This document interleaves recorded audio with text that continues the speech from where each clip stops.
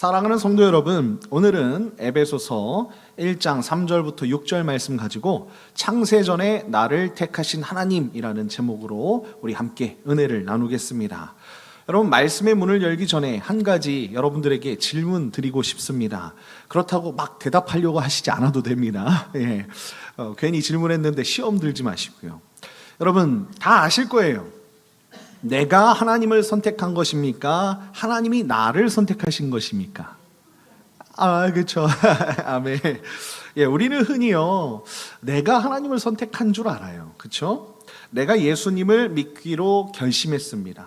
내가 하나님을 영접했습니다. 내가 교회에 나오기로 선택했습니다. 라고 그렇게 전부 주어가 누구예요? 내가라고 얘기할 때가 있다는 거예요.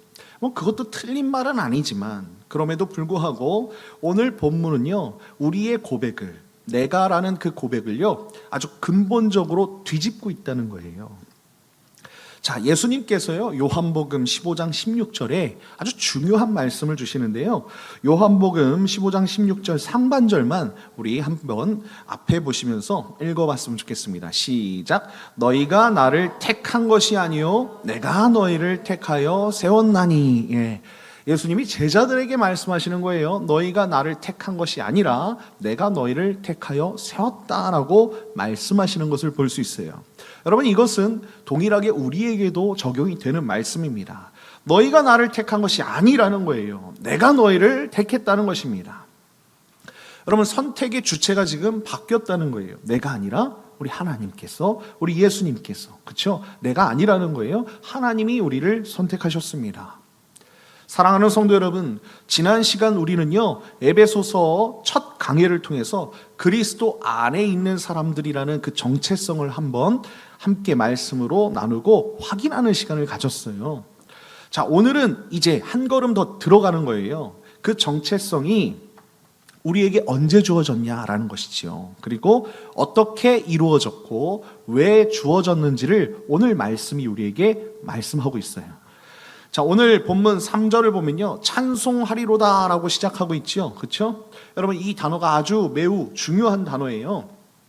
찬송하리로다라는 해당하는 이 헬라어는요, 율로게토스라는 단어로 되어 있습니다.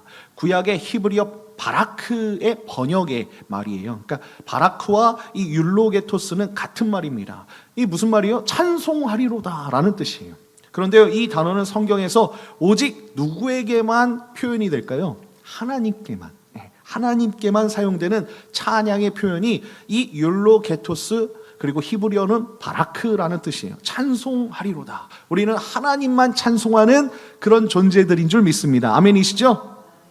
여러분, 우리가 새벽에도 시편 강해를 하고 있는데 시편에 맨날 나오는 말이 뭐예요? 여호와를 송축하리로다. 여호와를 찬양하리로다. 아멘이시죠? 우리 하나님만 찬양하는 거예요. 오늘 사도 바울은 지금 편지를 쓰다가 갑자기요, 서론에 인사말 쓰고 갑자기 찬양을 터뜨리는 거예요. 그렇죠? 갑자기 찬양하는 것입니다. 그리고 그냥 찬양이 아닙니다. 원문을 보면요, 3절부터 14절까지가 헬라어 원문에서는 하나의 문장으로 되어 있어요. 하나의 시처럼, 노래처럼 문장으로 되어 있다는 거예요. 마침표가 없이 쏟아지는 아주 거대한 찬양의 폭포수가 흐르듯이 그렇게 말씀하고 있다는 거예요. 그런데 그 찬양의 내용이 무엇입니까? 하나님이 우리를 위해 하신 일에 대해서 찬양하고 있다는 거예요. 그래서 우리가 아까 찬양하지 않습니까? 하나님의 높고 위대하심을, 그렇죠? 우리를 위해서 하신 일들이 있다는 거예요. 자, 3절부터 6절은요, 그 찬양의 첫 번째 악장입니다. 악장으로 치면, 자, 성부 하나님의 사역을 노래하는 부분이거든요. 그래서 오늘 이 찬양의 폭포, 이 첫 번째 악장을 함께 우리가 묵상하면서, 하나님이 우리에게 이렇게 일하셨구나라는 것들을 우리가 깨닫는 시간을 가졌으면 좋겠습니다.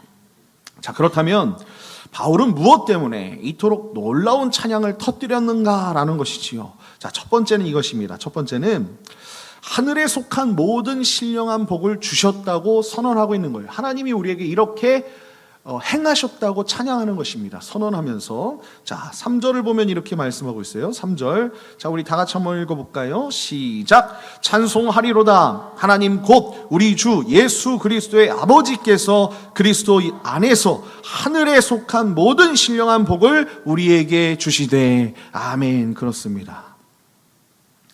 여러분 3절 보니까 뭐라고 말씀하고 있습니까? 하나님 곧 우리 주 예수 그리스도의 아버지께서라고 말씀하고 있어요. 그렇죠? 하나님에 대해서 얘기하는 것이죠. 사도 바울은 하나님을 예수 그리스도의 아버지라고 부르고 있습니다. 여러분 이것이 아주 매우 중요하지요. 하나님은 막연한 신이 아니라는 거예요.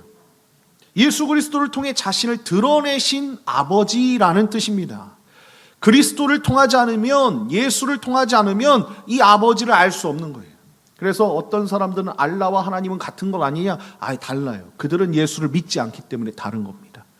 우리는 예수 그리스도를 통해서 하나님을 알 수 있다는 거예요. 아멘이십니까? 그리고 이 아버지께서 무엇을 하셨어요? 그리스도 안에서 하늘에 속한 모든 신령한 복을 우리에게 주시되라고 말씀하고 있어요. 여기서 세 가지를 우리가 눈여겨보아야 할 줄 믿습니다. 첫 번째는 지난번에 말씀드렸듯이 그리스도 안에서라는 말이에요. 에베소서의 핵심 키워드라고 말씀드렸죠. 그리스도 안에서, 엔 크리스토스라고 되어 있는데요. 모든 복의 통로는 누구 안에서? 예수 그리스도 안에서라는 거예요. 아멘이시죠? 우리는 예수 그리스도 안에 거하는 자들이 되어야 된다는 거예요. 여러분 예수 밖에는 복이 없다는 거예요. 예수님 바깥에 울타리 밖으로 나가면 복이 없는 줄 믿습니다.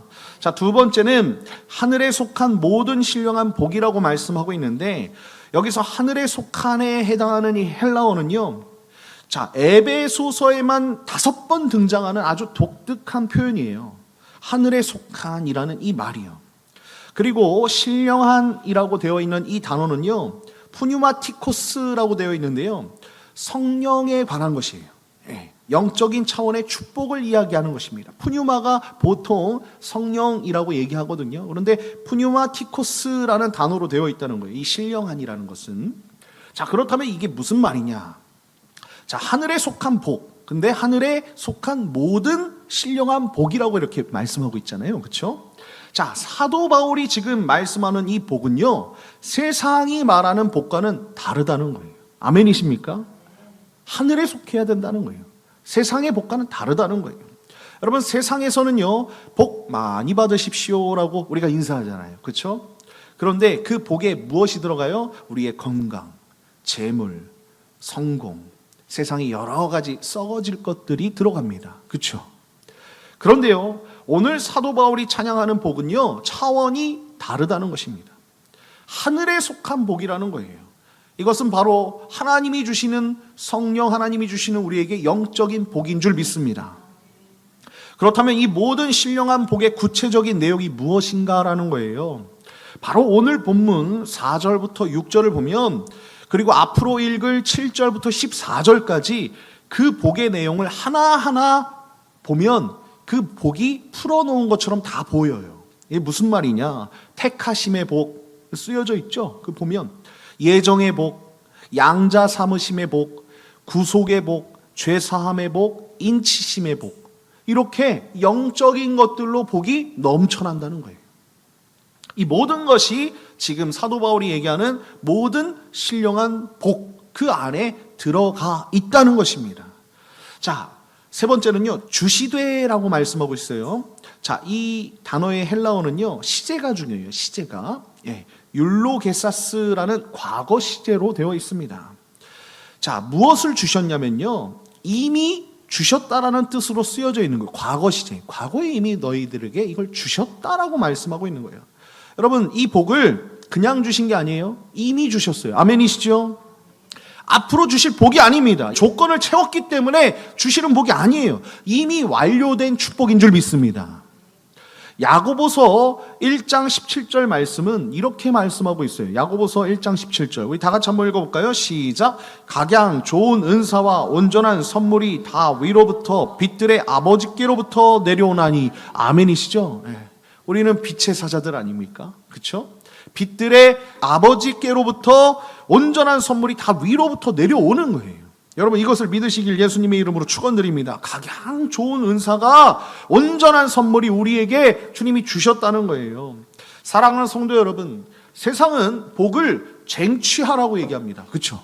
내가 이렇게 하면 복을 쟁취합니다. 이렇게 얘기하는 거예요. 경쟁에서 이겨야 합니다. 그리고 빼앗을 수도 있어요. 심지어는. 그러나 그 모든 것은 언젠가 사라진다는 것입니다. 썩어진다는 거예요. 하나님의 신령한 복은 어떻습니까? 이미 주어졌고요. 빼앗길 수 없고요. 하늘에 속해 있기 때문에 영원한 줄 믿습니다. 아직 받지 못한 것을 여러분들 불안해하지 마십시오. 여러분 이미 여러분들은 영적인 축복을 받았어요. 누구 안에서? 그리스도 안에서 모든 신령한 복을 여러분들이 받았다는 것입니다. 그래서 우리는 매일 아침 하나님이 이미 나에게 모든 신령한 복을 주셨다라는 이 사실 위에 감사와 찬양으로 주님 앞에 이 하루를 시작할 수 있다는 거예요. 그리고 이 복은 독점하라고 주셨을까요? 우리만 소유하라고? 절대 그렇지 않죠. 그렇죠? 교회는 뭡니까? 하나님의 몸이에요. 예수 그리스도의 몸이죠. 지체죠. 함께 사용하는 거예요. 하나님께서 아브라함에게 뭐라고 말씀하셨어요? 창세기 12장 2절에 보니까 여러분들 잘 아시죠? 너는 복의 근원이 될지라. 여러분 복의 근원은요, 나만 근원이 되라는 게 아니에요. 너의 그 복의 근원을 통해서 열방까지 그 복이 전해질 것이다 라고 말씀하지 않습니까? 아멘이시죠? 아브라함의 이름의 뜻이 무엇입니까? 열방의 아버지라는 뜻이잖아요. 원래는 큰 집의 아버지였어요. 아브람이라는 이름에서 아브라함으로 바꿔주셨잖아요. 아멘이시죠? 우리는 아브람에서 아브라함으로 바뀐 존재라는 것을 여러분들이 잊지 마시길 예수님의 이름으로 축원드립니다. 복을 받는 자가 복의 근원이 되는 거예요. 우리 드리움 교회가 받은 이 영적인 축복을 세상 속으로 예수가 필요한 사람들에게 우리는 그 복을 흘려보내야 할 줄 믿습니다. 이미 주어진 그 하늘의 복 위에 굳게 서서 그 복을 세상 속으로 흘려보내는 저와 여러분 다 되시길 예수님의 이름으로 간절히 축원드립니다. 자, 그렇다면 이 놀라운 복은 언제부터 준비된 건가라는 것이지요. 자, 두 번째는 이것입니다. 우리 다 같이 한번 읽어볼까요? 시작. 창세전에 우리를 택하셨다고 선언합니다. 아멘, 아멘. 자, 4절, 우리 4절 다 같이 한번 읽어보겠습니다. 4절 시작. 곧 창세전에 그리스도 안에서 우리를 택하사 우리로 사랑 안에서 그 앞에 거룩하고 흠이 없게 하시려고. 아멘. 그렇죠? 자, 말씀을 보니까 그렇게 말씀하고 있습니다. 4절 보니까 창세전에 그리스도 안에서 우리를 택하사라고 말씀하는 거예요. 사랑하는 성도 여러분, 여러분 이 한 구절 안에 성경 전체의 핵심이 압축되어 있다는 것입니다. 자, 먼저 창세전에라는 이 말을 한번 보겠습니다. 세상의 기초가 놓이기 이전에 라는 뜻이에요. 무슨 말인지 아시죠? 그냥 한글로도 우리가 창세전이면 아무것도 없을 때구나 이렇게 우리가 생각해 볼 수 있습니다. 시간이 시작되기 전입니다. 우주가 창조되기 전이었다는 거예요. 별이 빛나기 전, 땅이 만들어지기 전, 아담이 지음 받기 전, 그 영원의 시간 속에서 하나님은 이미 누구를 선택했다?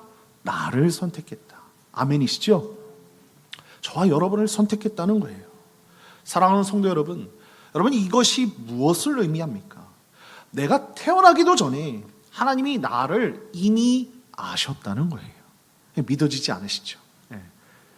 근데 이게 놀라운 신비 아닙니까? 사람이 상상할 수도 없는 놀라운 신비예요. 내가 아무것도 하지 않았을 때, 아니 내가 존재하지도 않았을 때 하나님은 이미 나를 택하신 줄 믿습니다. 여기서 택하사라는 이 헬라어는요, 엑셀레사토라고 되어 있는데요, 뜻을 보니까 골라서 뽑았다라는 뜻으로 쓰여 있어요. 여러분들을 골라서 뽑으신 거예요. 아멘이시죠? 그냥 뽑은 게 아니에요. 골라서 뽑은 거예요.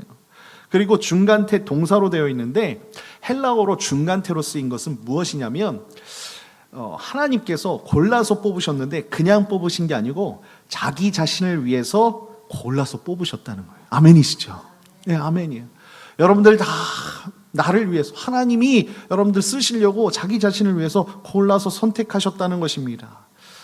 하나님이 나 혼자 살라고 나를 선택하신 것이 아니에요. 하나님을 위해서 살라고 우리를 골라 뽑아주신 줄 믿습니다. 이것이 개혁주의 신학에서 말씀하는 무조건적인 선택이에요. 우리는 무조건적인 선택, 하나님을 위해서 골라서 뽑은 자들이라는 것을 여러분들이 잊지 않았으면 좋겠습니다.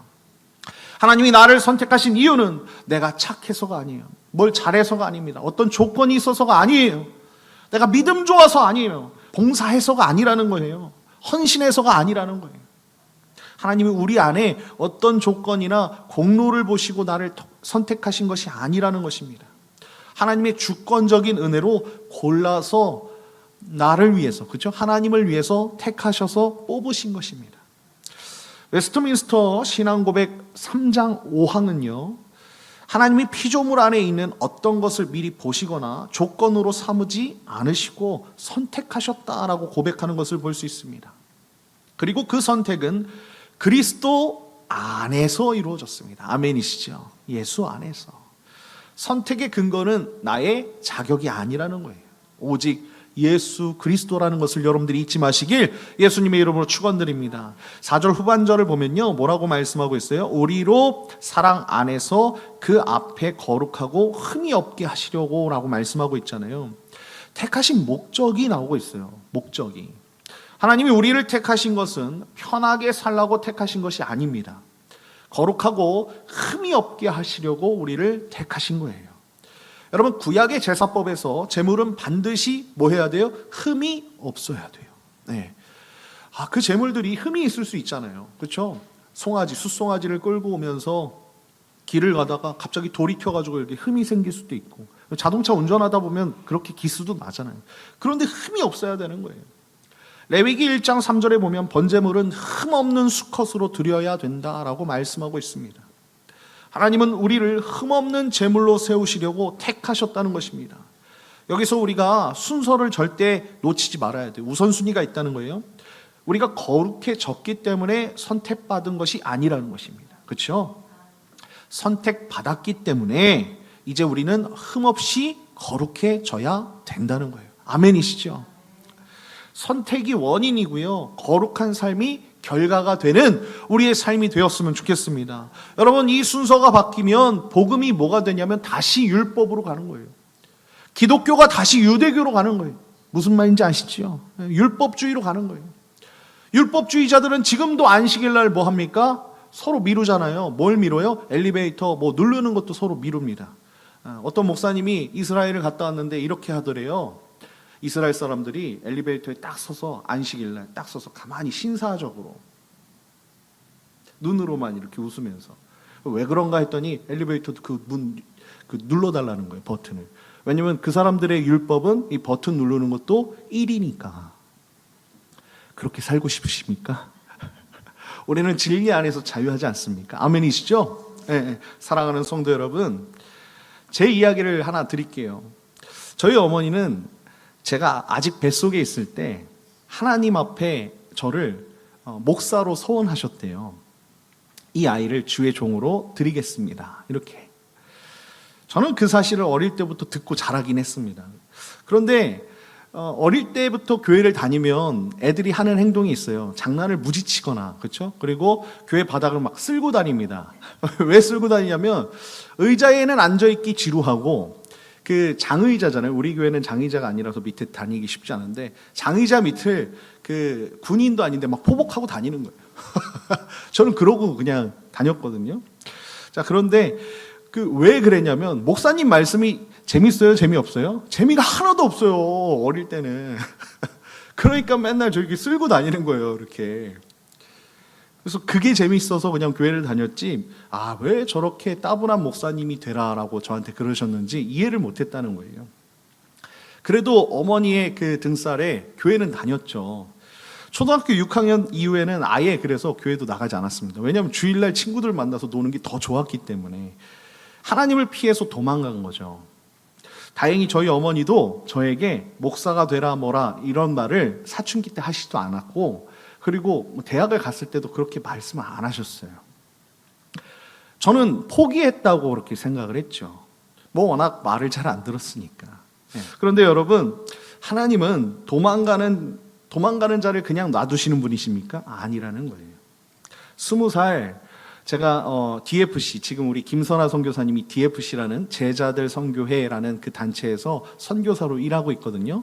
대학생들을 위해서 복음 전하고.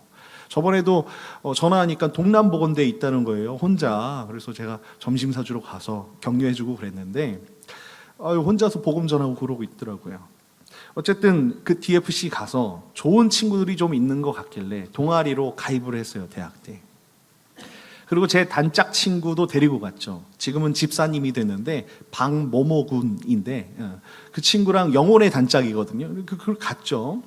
그리고 양육도 받고 교제도 했습니다. 근데 양육 받을 때 재미없잖아요. 뭐 성경 공부가 뭐가 재밌습니까? 재미없어요. 재미없고 교제하는 것도 아우 귀찮고 맨날 예배드리자고 하고 하니까 몇 개월 나가지도 않았어요. 네, 몇 개월 나가다가 그냥 아유 이제 여기는 그만 나가야 되겠다 하고 이렇게 거리를 두고 있을 때쯤 여름방학 때인데 전화가 와요. 그때 거기서는 이제 목자, 그러니까 뭐 구역장을 뭐 저희는 가지장이라고 했거든요. 그 가지장님이 여자 가지장님인데 전화가 와요. 전화가 와서 뭐라고 하냐면 진영아, 네가 요번에 여름 수련회 갔으면 좋겠어. 그러는 거예요. 제 대답이 뭐예요? 당연히 싫다고 하죠. 저는 싫어요. 부담돼서. 가기 싫어요. 그랬는데 갑자기 이러는 거예요. 네가 안 가면 나도 안 갈 거야. 부담이 되잖아요, 엄청. 그래서 네가 안 가면 나도 안 가? 그래서 제 어린 마음에 제 친구 이제 박모모 형제한테 또 전화를 했죠. 야, 너도 전화 받았니? 그랬더니 나도 안 가면 이분이 안 간대. 그래서 우리 둘이 고민하다가 그럼 우리 남자인데 남자답게 한번 가주자였어요. 갔죠. 갔더니 역시나 어떻습니까? 수련회가 좋아요? 좋지 않아요. 너무나 힘들고 여름이니까 너무나 힘들고 덥고 어떤 폐교에서 그러니까 학교 단체가 돈이 없으니까 좋은 데서 하지 않아요. 어떤 폐교에서 이렇게 수련회를 진행했는데 덥고 모기는 많고 정말 말씀도 엄청 길고 찬양도 엄청 길게 하고 기도도 많이 해요. 뭐 초신자가 그걸 좋아합니까? 안 좋아하죠. 근데 저만 그렇게 생각한 게 아닌지 제 영혼의 단짝인 이 박모모, 지금은 집사님 된 이 사람이 다른 조에 속해 있었거든요.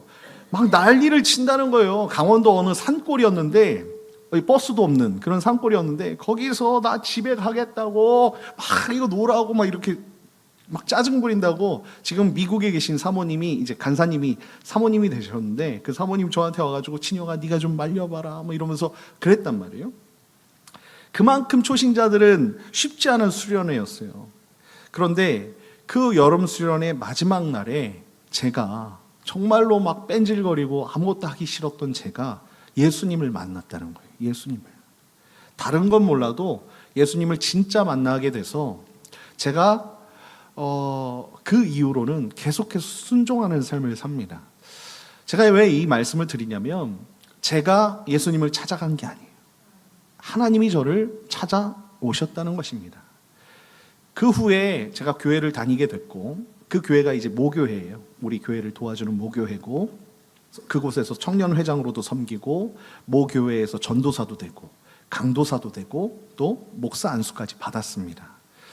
돌아보면 우리 하나님 참 유쾌하신 분이구나라는 생각을 하게 됩니다. 제가 도망가고 싫다고 그렇게 고개를 돌렸는데도 어느새 하나님이 정해놓으신 그 자리에 서 있어요. 그리고 제 영혼의 단짝인 제 친구도 거기서 청년부 부장으로 열심히 사역하고 있습니다. 놀랍죠. 어머니가 뱃속에서 서원한 그 기도, 그 기도보다 먼저 창세 전에 하나님은 이미 우리를 택하셨다는 것 여러분들이 잊지 마시길 바랍니다. 제가 순종해서 목사가 된 게 아니에요. 하나님이 저를 택하셨기 때문에, 하나님이 자신을 위해서 골라서 뽑으셨기 때문에 제가 결국에 목사가 되었고 결국에 순종할 수밖에 없게 되었다는 것입니다. 이것이 창세전의 선택의 능력인 줄 믿습니다. 사랑하는 성도 여러분, 여러분의 인생도 마찬가지입니다. 세상은 매일 우리에게 속삭입니다. 너는 선택받지 못했다. 너는 그냥 그저 그런 사람이야. 세상은 계속해서 우리에게 어떤 조건을 얘기하고 너는 나고자라고 얘기합니다. 세상의 선택은요, 취소될 수밖에 없는 그런 것들로 계속 되는 거예요. 그러나 하나님의 선택은 다른 줄 믿습니다. 조건이 없다는 거예요. 은혜라는 거예요. 취소되지 않습니다. 영원합니다. 창세전에 이루어졌기 때문에 그런 줄 믿습니다. 나는 우연히 태어난 게 아니에요. 하나님께서 창세전에 이미 계획하시고 선택하신 사람이기 때문에 우리가 이 자리에서, 이 드리움 교회에서 하나님을 예배하고 하나님을 위해 섬기고 복음을 위해 나가는 줄 믿습니다. 여러분, 우리가 이 고백이 흔들리지 않는 한 우리 정체성은요, 절대로 변하지 않는다는 거예요. 자존감의 근거를 세상의 평가에서 하나님의 선택으로 옮기시길 예수님의 이름으로 축원드립니다. 여러분, 세상의 평가는 바뀌는 거예요. 그러나 하나님의 선택은요, 영원히 바뀌지 않습니다. 내가 왜 여기에 있지? 라고 생각하지 마세요. 우리는 선택받아서 여기 있는 것입니다. 이 선택의 목적이 거룩함이라고 했잖아요. 그렇죠? 흠이 없도록. 그렇죠? 우리가 이제 선택받았기 때문에 흠이 없는 삶이라고 했다면 우리의 거룩함은 세상과의 분리는 또 아닙니다. 세상을 위한 구별이에요. 우리가 세상 속에 살고 있어요. 그러니까 구별된 삶을 살아야 된다는 것입니다. 여러분, 구약의 제사장이 거룩하게 구별된 이유가 무엇입니까? 백성을 위해 중보하기 위함 아닙니까? 그렇죠? 우리도 마찬가지라는 거예요. 세상 속에서 거룩하게 구별된 자로 살면서 세상을 위해 중보하고 섬기는 것, 이것이 택함 받은 자의 사명이에요. 세상을 위해 중보하려면 거룩해야죠. 흠이 없어야죠. 안 그러면 손가락질 당하는 거예요. 제가 오늘 아침에 뉴스를 보는데 어떤 목사님이 이상한 짓 한 거예요. 교회 안에서. 또 성추행 또 나왔어요. 우리가 그러면 안 되잖아요. 손가락질 당하는 거예요. 우리가 흠 없으려고 노력해야 된다는 거예요. 예수님이 필요한 영혼에게 저와 여러분의 사명을 분명히 사용하신다는 거예요. 아멘이시죠? 예수가 필요한 사람들이 있다는 거예요. 우리 가족에, 그리고 우리 친척들에게, 우리 주변에 예수가 필요한 사람들이 있기 때문에 우리는 거룩하고 흠없이 살면서 그들을 위해서 중보하는 대제사장 같은 하나님의 백성이 되어야 할 줄 믿습니다. 여러분, 이 한 주도 창세전의 선택 위에 굳게 서서 세상 속에서 거룩한 삶으로 하나님의 사랑을 우리가 드러내 봅시다.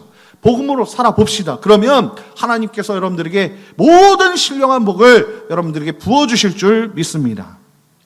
자, 마지막입니다. 하나님은 우리를 택하시고 어떤 신분을 주셨는가? 마지막 이거예요. 세 번째는 이것입니다. 세 번째, 자기의 아들들이 되게 하셨다라고 선언하고 있는 것을 볼 수 있어요.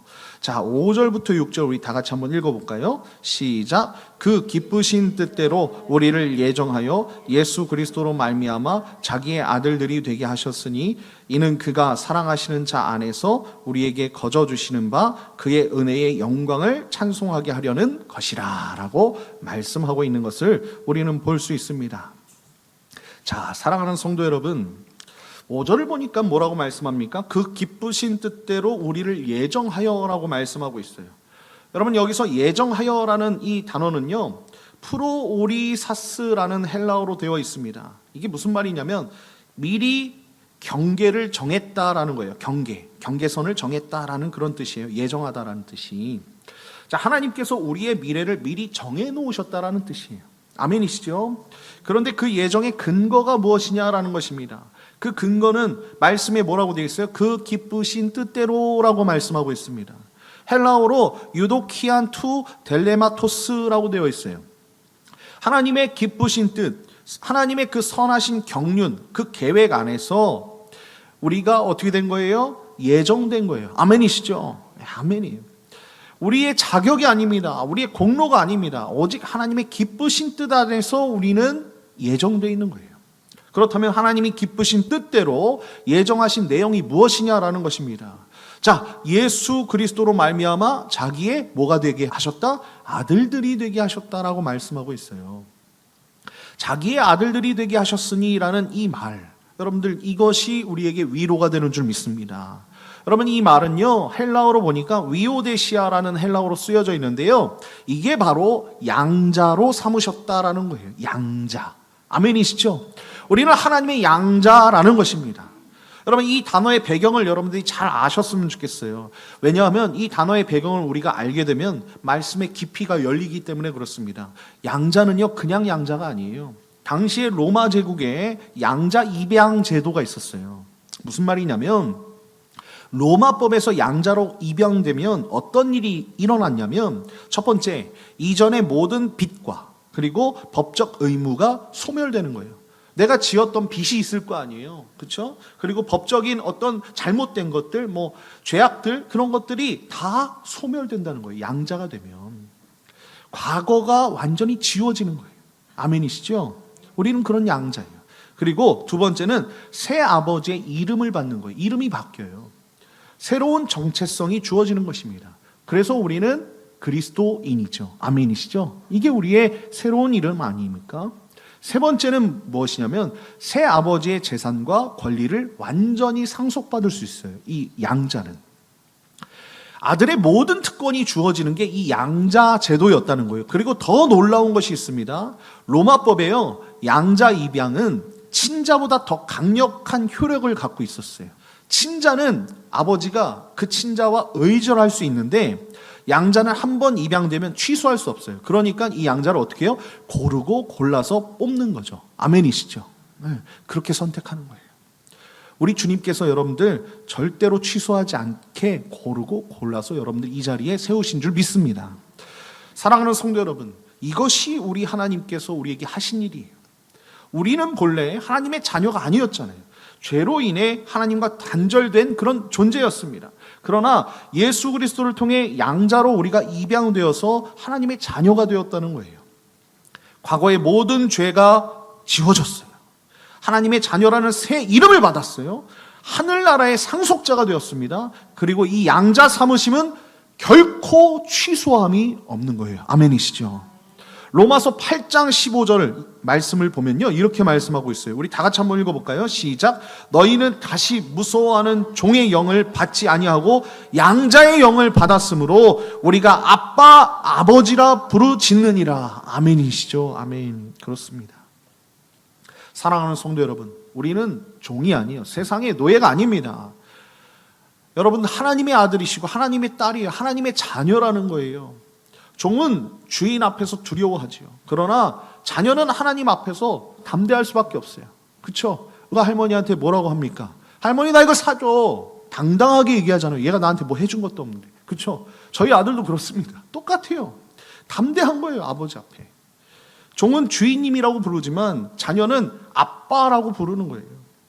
아빠에 해당하는 헬라어가 되게 놀라워요. 진짜 아빠입니다. 아빠. 아, 비읍, 바. 아빠로 되어 있어요. 아람에서 온 단어인데요. 어린이가 아버지를 부를 때 가장 친밀한 호칭으로 아빠라고 해요. 우리나라도 아빠라고 하는데, 자, 이것이 양자된 자녀의 특권 아니겠습니까? 가장 친근하게 부를 수 있는 아빠. 예. 이제 아까 읽었던 한번 6절 한번 다시 한번 보세요. 6절 보면 이렇게 말씀하고 있어요. 이는 그가 사랑하시는 자 안에서 우리에게 거저 주시는 바 그의 은혜의 영광을 찬송하게 하려는 것이라 라고 그렇게 말씀하고 있지 않습니까? 여러분, 이 구절이요, 오늘 본문 전체의 결론이 되는 거예요. 결론이 하나님이 복을 주시고 택하시고 예정하시고 양자 삼으신 그 모든 것의 최종 목적이 뭐예요? 은혜의 영광을 찬송하게 하려는 것이라 라고 말씀하고 있지 않습니까? 하나님이 우리를 창조하신 이유가 이사야에 나오잖아요. 하나님을 찬송케 하시려고. 그렇죠? 하나님의 영광, 그 영광을 찬송케 하시려고. 그리고 말씀해 보니까 거저 주시는 바라고 말씀하고 있어요. 예, 이거는 거저 주시는 바라는 이 헬라어는요, 다른 것 아닙니다. 카리스라는 이 단어에서 파생된 동사인데요. 카리스는 여러분 잘 아시죠? 은혜이에요. 은혜. 그리고 카리스마는 은사거든요. 근데 이 은혜가 거저 주시는 거예요. 아멘이시죠? 예. 은혜를 풍성히 베푸신다는 그런 뜻입니다. 자격 없는 자에게 거저 풍성히 베풀어 주셨다는 거예요. 그리고 그 은혜를 받은 우리가 해야 할 일은 무엇입니까? 오늘 말씀 보니까 찬송하는 거예요. 그 은혜에 찬송하는 거예요. 하나님에게서 은혜가 흘러나와서 우리에게 임하고 그 은혜를 받은 우리에게서 이 찬송이 흘러나와서 하나님께 올라가는 것입니다. 은혜가 내려오고 찬송은 올라가는 거예요. 아멘이시죠? 이것이 구원받은 자의 삶의 구조인 줄 믿습니다. 이것이 예배의 본질이라는 거예요. 우리는 오늘도 주님의 높고 위대하심을 찬양하는 그런 사람들이라는 것입니다. 오직 하나님께 영광, 이것이 종교개혁의 5번째 가치 아닙니까? 자, 선택도 하나님의 영광을 위해, 예정도 하나님의 영광을 위해, 양자 삼으심도 하나님의 영광을 위해, 모든 것의 최종 목적지는 하나님의 영광인 줄 믿습니다. 사랑하는 성도 여러분, 종의 마음으로 살지 마십시오. 자녀의 마음으로 사십시오. 하나님 앞에 나아갈 때 두려워하지 마십시오. 자녀의 담대함으로 아빠, 아버지라고 부르십시오. 그리고 삶의 모든 목적을 은혜의 영광을 찬송하는 데 두십시오. 예배에서 찬송하시고 삶에서 은혜를 증거하시고 세상 속에서 하나님의 영광을 드러내는 복음의 삶, 예수가 필요한 자들에게 예수를 전하는 삶을 우리가 살아야 된다는 거예요. 이것이 양자된 자녀의 사명인 줄 믿습니다. 하나님의 영광은 교회 안에만 머물지 않는다는 것입니다. 세상을 향해 우리 하나님을 선포했으면 좋겠어요. 드리움 교회가 은혜의 영광을 찬송하는 공동체로 그 찬송이 세상을 향한 선교로 이어지는 교회가 되기를 예수님의 이름으로 간절히 축원드립니다. 결론입니다. 사랑하는 드리움 교회 성도 여러분, 오늘 우리는 창세전에 나를 택하신 하나님이라는 제목으로 함께 에베소서 강의 두 번째를 강의했습니다. 이번 한 주간 세상 한복판에서 지치고 흔들렸던 우리 모습이 있지 않습니까? 세상이요 자꾸 우리에게 이렇게 얘기하는 것 같아요. 너는 못난 사람이야. 너는 자격이 없어. 너는 혼자야. 그러나 오늘 말씀은 전혀 다르게 우리에게 말씀하지 않습니까? 너는 하나님이 선택한 자야.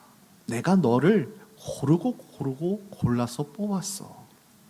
이제 대답이 분명해졌어요. 하나님이 먼저 우리를 선택했다는 것입니다.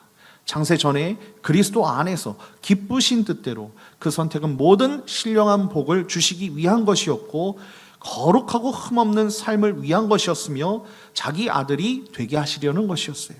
그리고 이 모든 것의 목적은 단 하나, 은혜의 영광을 찬송하게 하려는 것입니다.